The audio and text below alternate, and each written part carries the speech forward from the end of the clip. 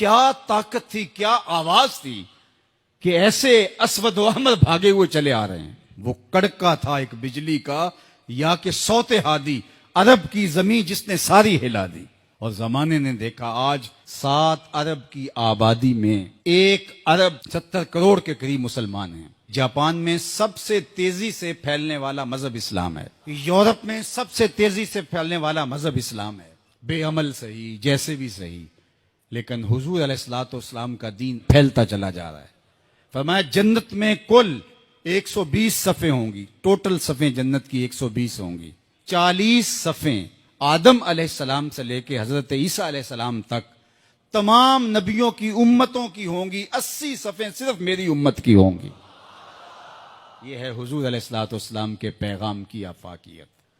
جدھر دیکھو حضور کے دیوانے دکھائی دیتے ہیں. اللہ ہمیں توفیق عمل دے.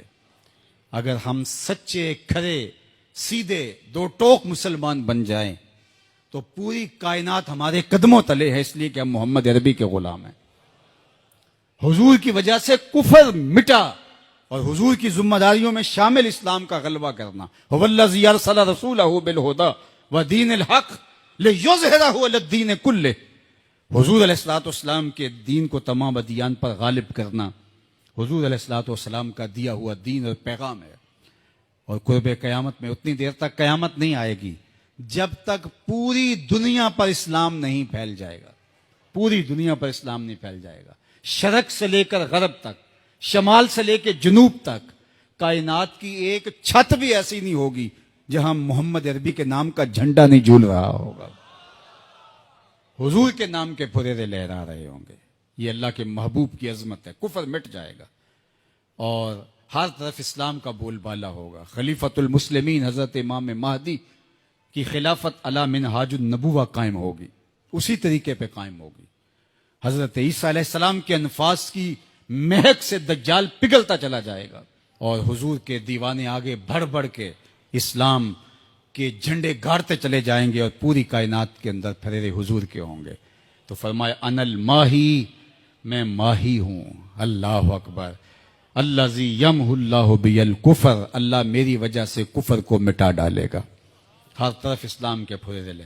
وانا الحاشر الذی یحشر الناس علی قدمی، اور میں حاشر ہوں، اور قیامت کے دن جو ہے وہ لوگ میرے پیچھے پیچھے آئیں گے اور میرے قدموں پہ آئیں گے. فرمایا سب سے پہلے میری قبر کشادہ ہوگی، اور پھر ابو بکر کی قبر، پھر حضرت عمر کی قبر. دائیں ہاتھ میں ابو بکر کا ہاتھ ہوگا، بائیں ہاتھ میں عمر کا ہاتھ ہوگا. ہاکذا نبعث یوم القیامہ. فرمایا قیامت کے دن ہم قبروں سے ایسے ہی اٹھیں گے. اللہ اکبر. کیا شان ہوگی، کیا عظمت ہوگی، کیا رفتوں کے پھریرے ہوں گے. اور پھر حضور حشر میں آئیں گے. اللہ اکبر. پھر حشر میں حضور کا آنا، اور پھر لوگوں کی پناہ بننا، لوگوں کے لیے امان بننا.